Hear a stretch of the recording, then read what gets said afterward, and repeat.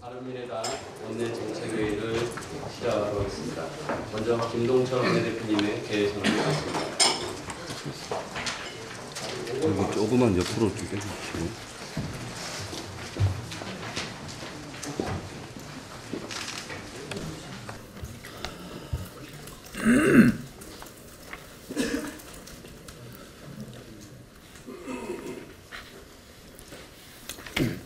네, 바른미래당 제3차 원내정책회의를 시작하겠습니다. 김동철 원내대표님 모두 발언 드리겠습니다. 국가 대개혁에 원년이 되어야 할 올해도 벌써 4월 임시국회를 앞두고 있지만 국정 운영에 무한 책임을 져야 하는 민주당의 무책임한 자세와 무기력으로 개헌은 지지부진하고 민생과 경제, 개혁입법 처리는 질일멸렬 상태가 계속되고 있습니다. 개헌은 20대 국회의 사명이자 존재 이유입니다만 개헌 이외에도 문재인 정부에서 해결해야 할 산적한 민생과 경제 현안 각종 개혁입법은 민주당의 소극적 태도, 무책임한 태도로 인해서 한 발짝도 나가지 못하고 있습니다. 1년 6개월이 넘도록 공석인 특별감찰관, 문재인 대통령 임명하실 겁니까? 안 하실 겁니까? 문재인 정부는 선한 정부니까 특별감찰관 필요 없습니까? 방송의 공정성과 중립성을 제도화하기 위한 방송법 개정, 문재인 정부는 잘하고 있으니까 방송의 공정성, 중립성 국민이 의심하지 않아도 됩니까? 지자체장과 교육감 러닝메이트제 도입, 이것을 통해서 교육감 선거에 깜깜이 선거를 없애고 교육감 후보자들의 선거 비용 부담을 덜어주는 것 또한 시급합니다. 지방자치단체장이 체육단체장을 겸직하는 것은 정의와 형평의 원칙에 어긋납니다. 기업 투자 활성화로 일자리 창출을 위한 규제프리즘 특별법과 서비스산업 발전 기본법도 일자리 문제에 아우성 치고 있는 청년들을 위해서 이것은 한시도 놓칠 수가 없습니다. 낙하산 인사와 관련된 채용 절차 공정화법, 공공기관 낙하산 금지법, 이것은 정의와 형평의 문제입니다. 문재인 정부도 낙하산 인사에 있어서는 역대 정부보다 더 했으면 더 했지 못하지 않습니다. 공공기관 낙하산 인사가 공공기관 채용, 부정 채용의 근본 원인입니다. 이것을 한번 쇄관할 필요가 있습니다. 또한 GM 사태 진상을 밝히고 재발 방지 대책을 마련하기 위한 GM 국정조사도 하루도 늦출 수 없습니다. 조선, 해운 등 취약 산업과 지역 경제 대책도 이렇게 허송세월할 수는 없습니다. 국민 건강과 생활에 직접적인 영향을 주고 국가의 경제적 피해도 막심한 미세먼지 대책에 대해서 정부는 그야말로 속수무책입니다. 환경당국과 학계, OECD 등에 따르면 미세먼지 등 대기오염에 따른 우리나라의 피해 규모는 연간 10조 원이 넘는 것으로 추정되고 40년 뒤인 2060년에는 대기오염에 따른 사회적 비용이 20조 원에 달한다는 보고도 있습니다. 민생 중의 민생 문제인 미세먼지 대책 하나 해결하지 못하는 정부. 그 문재인 정부의 대책은 경우 석탄 화력 발전소 가동 중단이었습니다. 서울시는 임기응변식 미세먼지 대책에 시민 혈세 150억 원을 낭비했습니다. 최근 MBC 사태에서 오듯 방송법 개정도 더 이상 미룰 수 없습니다. 최승호 MBC 사장을 비롯한 경영진이 파업 불참 기자와 아나운서들의 개인 이메일을 불법 사찰해서 검찰에 고발당했습니다. 이것은 문재인 정부의 적폐가 아니고 무엇입니까? 적폐를 청산한다고 해서 또 다른 적폐를 낳는 것은 결코 올바른 적폐청산 방식이 될 수 없습니다. 4월 국회에서 민주당의 무책임한 자세, 안일한 자세의 전환이 과연 있을 것인지 국민과 함께 두 눈 부릅뜨고 지켜보겠습니다. 이상입니다. 교육부의 역사교과서 진상조사위원회가 지난 정부에서 교과서 국정화 업무에 관여했던 공무원 등 25명을 무더기로 수사 의뢰하도록 교육부 장관에게 권고했습니다. 과장 끝까지 망라되었습니다. 교육부 공무원의 중학교 교장 발령을 취소했고 국립대 사무국장으로 발령났던 공무원은 바로 쫓겨났습니다. 그걸로도 모자라서 검찰 수사로 기어이 감옥에 보내겠다고 합니다. 그 와중에 조사위원장인 고석규 전 목포대 총장은 조사 결과 발표 바로 직후에 본인은 전남도 교육감의 진보진영 인사로 출마하겠다고 합니다. 참으로 공과 사를 구분하지 못하는 처사라고 얘기할 수 있습니다. 실무를 맡은 공무원까지 수사를 해서 감옥에 보내겠다고 하면 공무원들은 당장 따르지 않으면 쫓겨날 것이고 또 하라는 대로 따라하면 다음 정권이 들어선 다음에는 수사를 받고 감옥에 가는 형편이 됩니다. 지방선거를 앞두고 벌이는 개헌쇼에 이제는 공무원마저도 내 공무원, 네 공무원으로 내 편, 네 편으로 나눠서 전선을 형성하는 이 정부, 적폐 청산한다면서 더 큰 적폐를 양산하는 이 문재인 정부는 더 이상 국론을 분열시키지 말아야 합니다. 과유불급이면 물적급반이라는 고사를 되새기길 바랍니다.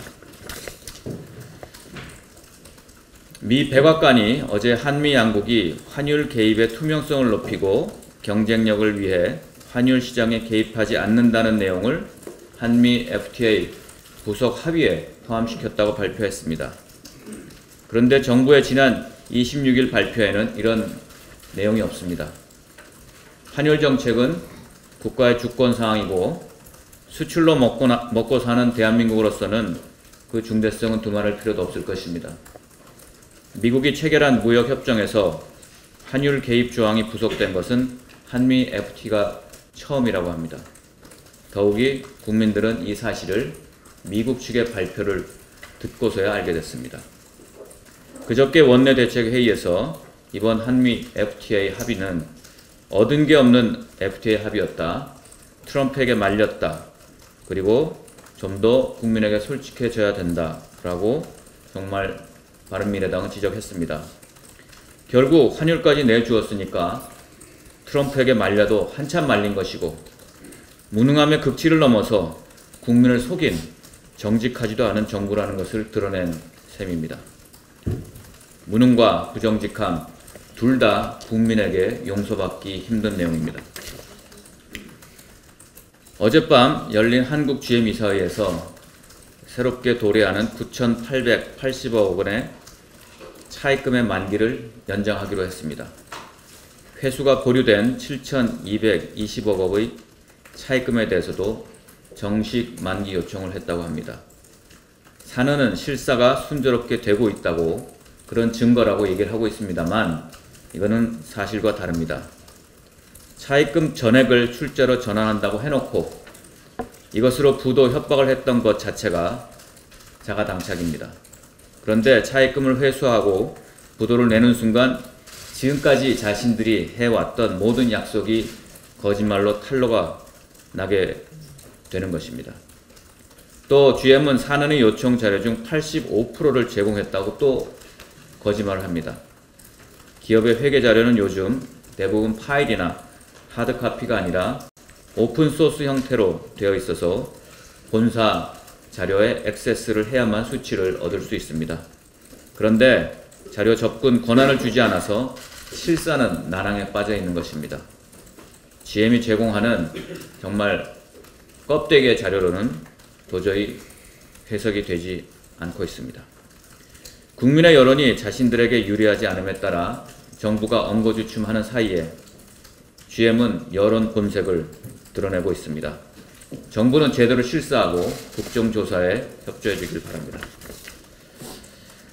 송영무 장관이 27일 강원도 원주 인군사령부를 방문해서 장병들에게 병사복지 및 병역 문화 개선의 일환으로 평일 일과 후 병사 외출 제도를 금년 하반기부터 시범 시행하겠다고 했습니다. 이런 방침에 대해서 전방 군 간부와 다수 시민들은 우려를 하고 있습니다. 부대의 보안 문제와 신병의 기강 해이가 우려된다는 것입니다. 특히 전방 지역의 경우는 평일에 다수의 인원이 외출해 나올 경우 여가 활동을 충분히 할 수 있는지도 현실적으로 의문입니다. 이 정부는 지방선거를 앞두고 개헌에, 선심성 추경에, 이제는 군 장병에 대한 선심성 약속까지 하고 있습니다. 이 모든 것을 떠나 송영무 장관의 현실 인식은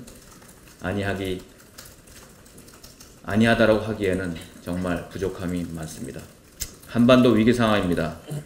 남북 북미 정상회담을 앞두고 안보에 변수가 많은 시기입니다. 조만간 복무기간도 18개월로 줄어드는 마당에 전투력 약화와 기강 해이를 야기할 수 있는 조치를 삼가해 주시기 바랍니다. 최근에 재난 수준에 이른 미세먼지로 우리 국민들이 고통과 불편 속에서 하루하루 실효성 있는 대책을 호소하고 있습니다. 그런데 정부의 대응이나 서울시의 대책을 보면 임기응변으로 파편적 대응에 그치고 있습니다. 바른미래당은 정책위원회를 주최로 내일 오전 10시 30분에 국회 본청 215호에서 재난 수준의 미세먼지 어떻게 할 것인가를 주제로 긴급 정책 간담회를 예정합니다. 이번 간담회에는 장림석 국립환경과학원 대기질통합예보센터장, 안강호 한양대 기계공학과 교수, 김민수 미세먼지 해결 시민본부 공동대표와 관계 전문가 및 관련 부처 담당자가 참석할 예정입니다. 실질적 대책을 논의하도록 하겠습니다. 많은 관심을 부탁드립니다. 이상입니다. 법무부 장관 그동안 시민사회 단체에서 또 학계에서 검찰개혁에 대한 본인의 소신들을 밝혀왔습니다. 지난 인사청문회에서도 그 의지를 표시했습니다. 그런데 지금 과연 박상기 법무부 장관 그 의지가 살아있는 것인지 묻지 않을 수 없습니다. 지난 검경 수사권 조정과 관련하여 조국 수석과 또 김부겸 장관, 박상기 장관이 만나서 합의된 바가 언론에 밝혀졌습니다. 하지만 지난 사개특위에서 검찰총장은 출석해서 정부의 의견과 전혀 다른 입장을 밝혔습니다. 지금 검찰과 법무부 장관과의 어느 누가 힘이 센지를 지금 다투고 있는 그런 모양새를 띠고 있습니다. 문재인 정부가 들어오자마자 적폐청산으로 검찰이 그 역할을 톡톡히 했습니다. 검찰의 파워가 목소리가 커져 있을 수밖에 없습니다. 과연 문재인 정부 공약과 그리고 국정과제로 내걸었던 검경 수사권 조정 이뤄낼 수 있을지 저는 지켜볼 것입니다. 어제 법원이 안희정 전 지사의 구속영장을 기각했습니다. 저는 그동안 정치권에서 법원의 판단에 의해서 결론이 나면 성명을 냈던 것과 좀 다른 관점에서 한 말씀 드리고자 합니다. 법원의 판단을 존중합니다. 저는 검찰이 너무 안이한 구속영장을 제출했다 이렇게 보고 있습니다. 검찰은 전 충남도의 정무비서 김지은 씨에 대한 형법상 피감독자 간음과 강제추행 그리고 성폭력 범죄의 처벌 등에 관한 특례법상 업무상 위력에 의한 추행 혐의를 적용해서 안 전 지사에 대한 구속영장을 청구했습니다. 하지만 그 내용에 안 전 지사가 설립한 싱크탱크 더 좋은 민주주의 연구소 직원인 A씨의 2차 미투 2015년 10월부터 17년 1월 사이에 3차례의 성폭행과 4차례의 성추행을 당했다고 주장한 그 고소 내용을 영장 청구서에서 빠뜨렸습니다. 그 검찰은 즉각 고소 내용에 대한 보강을 해서 영장 재청구를 하여야 될 것으로 판단이 됩니다. 안희정 전 지사는 지금까지 합의에 의한 관계다라고 일관적으로 주장하고 있습니다. 이러한 상황들이 합의에 의한 관계로 모든 것이 일관될 때는 어떠한 미투도 해결될 수 없습니다. 우리 사회에 업무상 위력에 의한 이런 성폭력은 반드시 차제에 근절돼야 됩니다. 또한 어제 정봉주 전 의원의 서울시장 불출마 선언과 함께 본인의 성추행 관련한 내용들을 사실상 인정한 언론 발표가 있었습니다.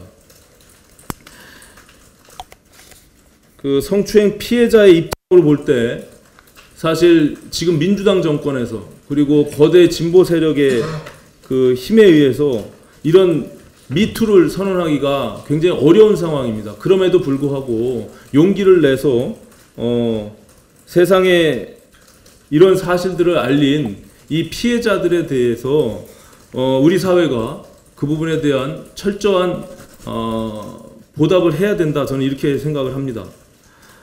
또한 정봉주 씨는 과연 거짓말을 한 것인지 또 아니면 단기 기억상실증에 걸렸던 것인지를 분명히 밝혀내야 할 것입니다. 거짓말을 했다면 검찰이 나서야 될 것이고 만약에 기억상실증이 걸렸다면 그거는 의사가 나서서 그걸 고쳐줘야 될 것입니다. 저는 이 과정 속에서 언론인 김어준 씨가 공중파를 통해서 정봉주 후보의 결백을 뒷받침하고 있다는 수백 장의 사진을 보여주면서 이 공중파에 낭비했던 부분들에 대해서 지적하지 않을 수 없습니다. 저는 언론사에서도 이 부분에 대해서 명백한 입장을 밝혀야 될 것이라고 생각합니다. 스스로 정봉주 씨는 카드 결제 내용을 토대로 해서 본인이 성추행한 사실은 없지만 현장에 간 것으로 인정하고 본인이 불출마 선언과 정계 은퇴를 하겠다고 선언했습니다. 지금 민주당에서는 이와 관련해서 민병두 의원 지금 사퇴서가 국회에 제출되어 있습니다. 이번 4월 임시국회에서 본회의에 보고를 하고 민주당은 처리하지 않는 것으로 지금 거부하고 있습니다. 이 부분에 대해서 민주당은 어떤 입장인지 명확하게 밝혀야 할 것입니다. 국회법 절차에 의해서 보고 후에 표결을 하든지 아니면 비회기 중에 정세균 의장은 지난 박광 의원의 사표 제출한 것을 처리한 것과 마찬가지로 처리가 되어야 될 것이라고 판단됩니다. 박수현 청와대 대변인의 경우 민주당이 바로 스스로 사퇴할 것을 종용하면서 입장을 달리한 것에 대해서도 분명히 민주당의 입장이 무엇인지 밝혀야 할 것입니다. 우리는 지금 현 민주당이 보이고 있는 이중적 행태에 대해서 적나라하게 들여다보고 있습니다. 미투와 관련한 부분뿐만이 아니라 과거 민주당이 야당 시절에 제출했던 모든 법안들, 특히 방송법과 지금 그 국회법 이런 것들이 모두 민주당이 야당 시절에 제출한 법안입니다. 이런 것들을 지금 협상 과정에서 전혀 동의하지 않고 거부하는 것은 정말 이중적 행태고 비열하고 나쁘끄러운 행태입니다. 이 부분에 대해서 민주당은 각성하고 반드시 집권 여당의 자세를 바로 잡기를 다시 한번 촉구하는 바입니다. 이상입니다. 우리 바른미래당이 먹고 사는 문제 해결을 위한 민생 실용 정당을 표방하고 있습니다. 그런데 지금 현재 최저임금 적용이 3개월을 맞아서 결과가 이 외식산업연구원에서 나왔는데 응답업체 4곳 중 3곳은 최저임금 적용 후 경영 상태가 악화되었고 외식업체 7곳당 종업원 수도 1.9명에서 올해 평균 2명으로 1명가량 줄어든 것으로 나타났습니다. 앞으로 악화될 것이라는 응답이 80% 상회했고 전년 대비 월 평균 매출액이 12.1%, 영업이익은 30%로 감소했습니다. 그런데 이렇게 내용을 계속 주장을 해도 우리 정부는 아주 무감각증에 빠져 있는 것 같습니다. 최저임금 산입 범위조차도 한 발짝도 못 나갔습니다. 그게 일테면 급식비, 상여금. 하물며 이제 앞으로 3년 안에 최저임금 10,000원으로 올리겠다는 것에 대해서 자영업자 소상공인들이 굉장히 두려움에 빠져 있는데도 지금 그대로 가는 걸로 지금 되어 있습니다. 짬뽕의 경제학이라는 표현이 있는데 최저임금 물가 상승까지 겹쳐서 대표적인 서민 먹거리인 짬뽕값이 들썩이고 있다는 뜻입니다. 이미 지금 중국집의 짬뽕 가격이 4,500원에서 5,500원으로 20% 증가하고 있습니다. 지금 이 정부가 중소자영업자, 상공인들의 수호천사가 될 것이라고 하고 있습니다. 5개월이나 늦게 취임한 홍종학 장관은 자영업자, 중소벤처기업의 대변인이자 진정한 수호천사가 될 것이라고 했는데 불구하고 지금까지 취임한 뒤에 한 2차례 간담회 정도 하고 말았습니다. 어떤 답도 나오지 않습니다. 지금 현장에 그러한 울분 있는 소리가 엄청나게 나오고 있는데도 불구하고 정부는 무감각증에 빠져 있습니다. 다시 한번 강조합니다. 이 소득주도 성장이라는 미명하에 이렇게 급작하게 올리는 최저임금 문제, 앞으로 1만 원을 어떻게 할 것인가 하는 문제를 근본적으로 대책을 세워주시기를 촉구합니다. 어제 금융위와 금감원은 외부인 접촉관리 규정을 만들어 퇴직자를 만나면 감사 담당관이나 감찰실에 보고하도록 하였다고 합니다. 전화통화나 이메일 접촉 등이 빠져있다는 아쉬움은 있지만 그동안 손 놓고 있던 정관예우에 대해 공직사회가 변화하기 시작하는 신호로서 긍정적으로 평가합니다. 반면에 15조 원에 달하는 약값을 관리하는 건강보험심사평가원의 약재관리실장이 퇴직하고 대형 로펌에 취업을 준비한다는 소식이 있습니다. 약재관리실장은 약값에 대한 정부와 현 정부의 정책 방향을 알고 있기에 대형 로펌에 바로 취업한다면 정부에 큰 부담이 된다는 것이 복지부 입장입니다. 그 실장이 가려는 로펌은 다국적 제약사와 국내 제약사를 담당하며 항암제 등 국지간 약값 협상을 준비한다고 하는데 이에 우려를 금할 수 없습니다. 전투를 진두지휘하던 작전 참모가 적군으로 간 셈입니다. 약값에 대한 정부 전략이 제약사의 이익을 위해 쓰이는 것은 아닌지 우려스럽습니다. 건강보험심사평가원은 한 해 60조의 병원 진료비를 심사해 과잉 진료와 처방을 삭감하고 약값의 경제성을 평가하여 관리하는 건강보험 경찰 역할을 하고 있습니다. 금융위와 금감원보다 강력한 정관예우 대치 방지 마련이 필요합니다. 정부가 이에 대한 대응 방안을 조속히 마련할 것을 주문합니다. 이상입니다. 요즘 교육부가 하는 조치들이 무리한 것들이 많아서 말씀드리겠습니다. 며칠 전에 그 대학 입시 수시 모집에서 수능 최저 학력 기준을 축소 폐지를 강력히 권고한다는 교육부의 발표가 있었습니다. 그게 사실은 올해 559억 원이 배정된 고교교육 기여대학 지원사업의 평가 기준이기 때문에 사실상 이건 대학에 강요하는 거나 다를 바 없습니다. 이것이 그 대학 입시의 공정성에 문제가 되는 문제도 있고, 그렇기 때문에 청와대 청원에 벌써 사흘 만에 거의 7만 명 가까운 사람들이 서명을 했다고 합니다. 근데 이제 더욱 근본적인 문제는 대학 입시는 기본적으로 대학의 자율성에 맡겨야 되는데, 이것을 정부가 나서서 이렇게 저렇게 하라고 간섭하는 것이 문제입니다.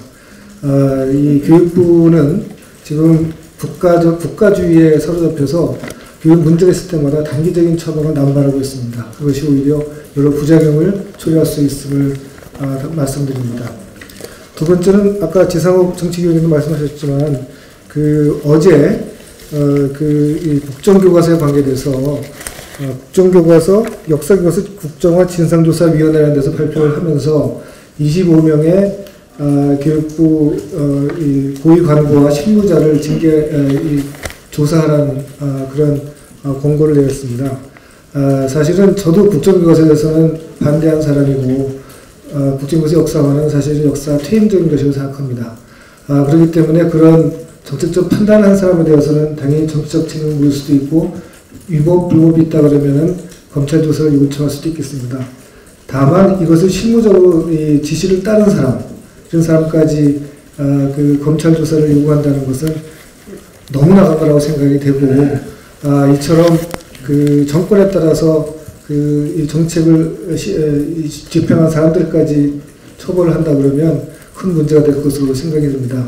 사실 이번 정부에서도 초등학교 교과서에 촛불 집회에 관한 사항을 넣었는데 만에 하나 다음 정부가 들어와서 잘못됐다고 해서 그 사람들을 처벌한다면 그게 사실 맞는 일이겠습니까? 앞으로 교육부는 장기적인 관점에서 그리고 정치와 무관하게 이 자율성을 높이는 그런 정책을 펴주기를 바랍니다. 이상입니다. 혼인과 출산, 이혼 등에 대한 사회적 인식 변화와 가족에 대한 가치관의 변화에 따라 부부와 자녀로 구성되는 전통적인 가족의 비율이 점차 낮아지고 1인 가구, 재혼 부부, 한부모 가구 등 다양한 형태의 가족이 증가하고 있습니다. 2017년 통계청이 발표한 신혼부부 통계자료에 따르면 2016년 기준 재혼 부부의 비중은 19.8%, 거의 20%입니다. 또 2016년 인구주택 총조사 결과에 따르면 1인 가구 비율은 2016년 27.9%입니다. 이처럼 가족의 형태가 다양화되고 있음에도 불구하고 우리나라는 혈연이나 혼인으로 맺어진 가족만을 정상적인 가족으로 인정하고 있어서 다양한 가족 형태를 지원할 수 있는 의식이나 제도는 현실을 따라가지 못하고 있습니다. 대표적인 사례가 재혼 가정에 대한 세제 지원 차별입니다. 재혼 가정의 경우 직계 존속이 생존해 있을 때에만 새아버지나 새어머니를 부양가족으로 인정하고 있습니다. 따라서 재혼 가족이 수십 년간 가족관계를 유지하더라도 직계 존속이 사망한 경우에는 새아버지나 새어머니는 부양가족 범위에 포함하지 않고 있어서 연말정산시의 인적 공제 자체가 불가능합니다. 이에 지난 3월 23일 날 직계 존속의 사망 여부와 관계없이 새아버지, 새어머니와 생계를 같이 하는 경우 부양가족의 범위에 포함하도록 해서 재혼가정도 차별 없이 세제 지원 혜택을 받을 수 있도록 하는 소득세법 일부 개정안을 대표 발의한 바 있습니다. 또한 작년에는 가구의 형태로 인정받지 못해서 각종 제도에서 소외되고 있는 1인 가구를 하나의 가구 형태로 인정하고 가족 실태 조사의 대상에 포함시키며 1인 가구에 대한 복지 증진 대책을 수립하는 건강가정기본법 개정안을 대표 발의해서 본회의를 통과한 바도 있습니다. 다양한 가족 형태의 증가는 누구도 부인할 수 없는 큰 흐름인 만큼 이에 대한 법적 제도 개선 및 인식 변화는 필수적입니다. 1인 가구나 재혼 가정, 한부모 가정, 다문화 가정도 보통의 가족과 같이 차별 없이 살아갈 수 있도록 다양한 지원책이 마련되어야 할 것입니다. 바른미래당은 1인 가구, 재혼 부부, 한부모 가족 등 제도적 사각지대에 있는 부분을 보다 세심하게 챙기겠다는 약속을 드립니다. 오늘도 국민들은 숨이 턱턱 막힙니다. 지난 25일 최악의 미세먼지가 덮친 이후에 오늘까지도 계속해서 미세먼지가 기승을 부리고 있습니다. 심지어 미세먼지가 심장질환, 호흡기 등 순환기 질환은 물론이고 뇌까지 파고들어서 정신질환을 유발한다는 보도까지 나오면서 미세먼지는 공포에 가깝습니다. 특히 미세먼지에 취약한 아이들을 둔 부모들의 걱정은 심각한 수준입니다. 문제는 미세먼지가 4, 5월에 더 심해질 것이라는 점입니다. 그런데도 정부는 속수무책입니다. 지금 하는 것이라고는 차량 이부제, 공공기관 주차장 폐쇄, 지자체 소각장 중단 정도가 고작입니다. 비상저감 조치라고 말만 거창했지 미세먼지 저감 효과가 0.1% 정도밖에 되지 않는 차량 이부제에 목매고 있는 것입니다.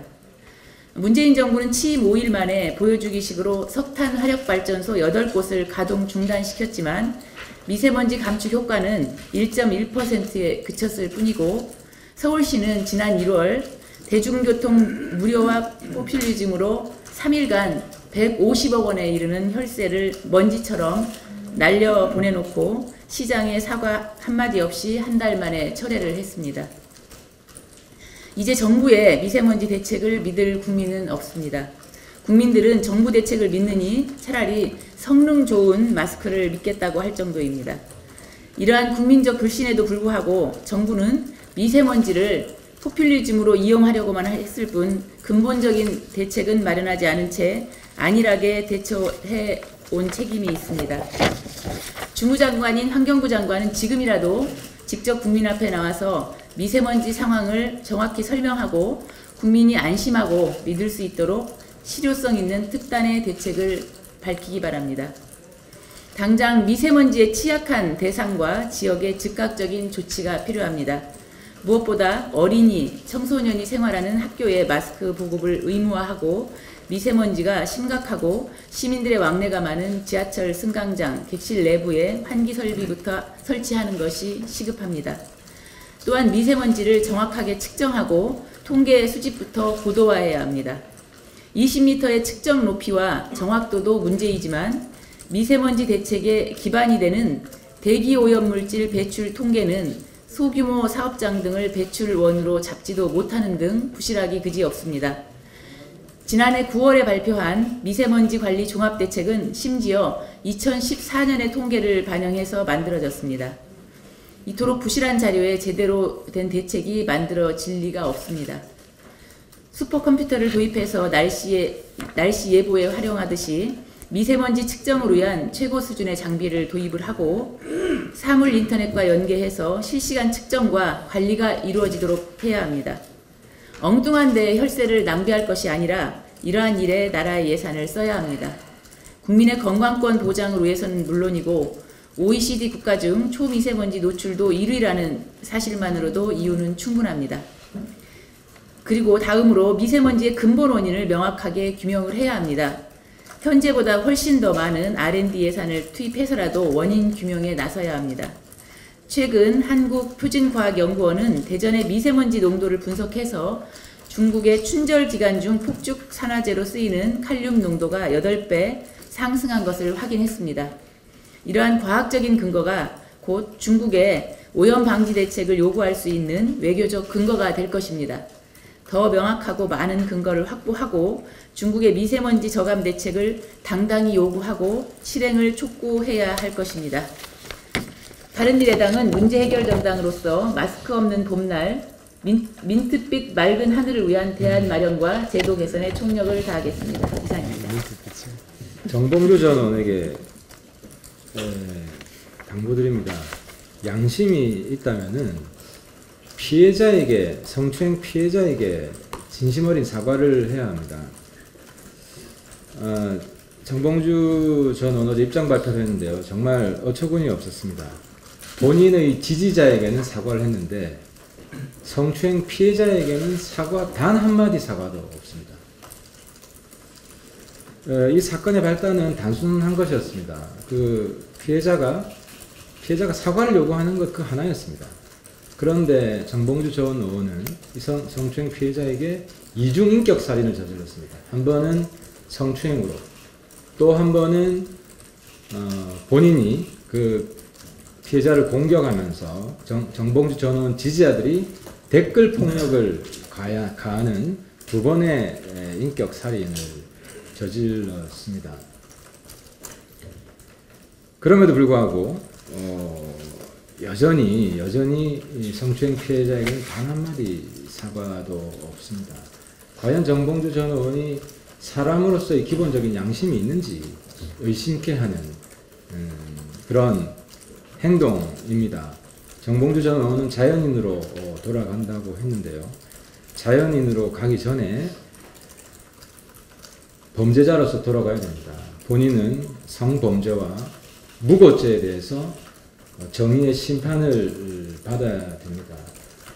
본인이 이 법의 심판뿐만 아니라 양심의 심판을 조금이라도 덜 받기 위해서는 지금이라도 성추행 피해자에 대해서 진심 어린 사과를 하기 바랍니다. 그리고 제가 지난 2번에 걸쳐서 이미 말씀드린 것인데, 촛불 집회 무력 진압 논란에 대해서 민주당에게 요구합니다. 촛불 집회 무력 진압 국정조사를 공동으로 발의하기를 촉구합니다. 어제 우원식 민주당 원내대표도 촛불 집회에 대해서 수방사가 발포를 계획했다는 그런 언론 보도에 대해서 굉장히 충격적이고 반드시 진상 규명이 되어야 한다고 했습니다. 물론 저는 우원식 원내대표하고는 좀 다른 시각으로 보고 있습니다. 실제로 군이 비무장 시민에 대해서 발포를 준비했던 것이 아니라 청와대에 진입해서 경비병의 총기를 빼앗는 경우에 대한 자유적 조치, 언제나 있을 수 있는 그런 자유적 조치라고 이해하는데, 어쨌든 논란이 되고 있고 민주당 우원식 대표도 진상규명이 필요하다고 했기 때문에 우리 바른미래당과 민주당이 공동으로 이 촛불 집회 무력 진압 논란 국정조사할 것을 요구합니다. 그 내용으로는 수방사의 어떤 발포 계획뿐만 아니라 군의 위수령 그 발동을 준비했다 하는 내용까지 함께 포함되어야 할 것으로 생각합니다. 마치겠습니다. 판결문을 하나 읽어드리겠습니다. 피고인은 승객에 불과하여 항공기 운항과 관련된 지시를 할 아무런 권한이 없음에도 최고 경영자의 장녀이자 부사장의 유세를 배경으로 사무장, 승무원 등에게 욕설, 폭언, 폭행을 가하는 등 위력으로 기장의 업무를 방해하고 사무장과 승무원의 업무를 각각 방해하였다. 조현아 전 부사장의 대법원 판결문입니다. 최근 언론 보도에 따르면 조현아 전 부사장이 다시 경영에 복귀한다는 말이 있습니다. 판결문에서 확인되듯이 조 전 사장은 대한항공의 임원으로서 항공기 보안, 안전에 심대한 유해를 가한 범죄자인 동시에 회사뿐만 아니라 항공기는 물론 회사 직원까지 개인의 소유물로 인식하는 것이 아닌가 하는 의심이 드는 것으로 경영자로서 기본 자질이 심히 부족한 자입니다. 조현아처럼 재벌 2, 3세가 주주들의 회사를 본인의 개인 회사처럼 다뤄 회사 및 주주들에게 손해를 끼친 사례는 적지 않습니다. 삼성전자 이재용 부사장은 회사 자금으로 승마 영업대금과 말 구입 비용 등을 지급하여 뇌물과 횡령으로 유죄 판결을 받았습니다. 롯데그룹의 신동빈 회장은 지난해 12월 업무상 배임 횡령 혐의로 1심에서 유죄 판결을 받은 데 이어 박근혜 정권 당시 K스포츠재단의 뇌물 공여 혐의로 올해 2월 유죄 판결을 받아 구속된 상태입니다. 재벌 2, 3세의 기업에 대한 인식 수준은 회사를 사유물로 여길 뿐만 아니라 개인 이익을 실현하기 위해서 시장 경제의 법 질서를 무시하는 행위를 하고 있습니다. 회사에 손해를 끼치는 불법 행위가 명확히 밝혀진 자가 경영에 복귀하는 것은 해당 기업의 오너 리스크를 키울 뿐만 아니라 국가 경제적으로도 리스크 요인이 됩니다. 재벌 기업은 불법 행위자의 경영 참여를 중단해야 할 것이며 자정 노력이 이루어지지 않는다면 임원의 자격 제한 등을 제도적으로 추진할 수밖에 없음을 경고합니다. 이상으로 공개 발언을 모두 마치도록 하겠습니다. 비공개로 전환하겠습니다. 언론인 여러분들의 협조 부탁드리겠습니다.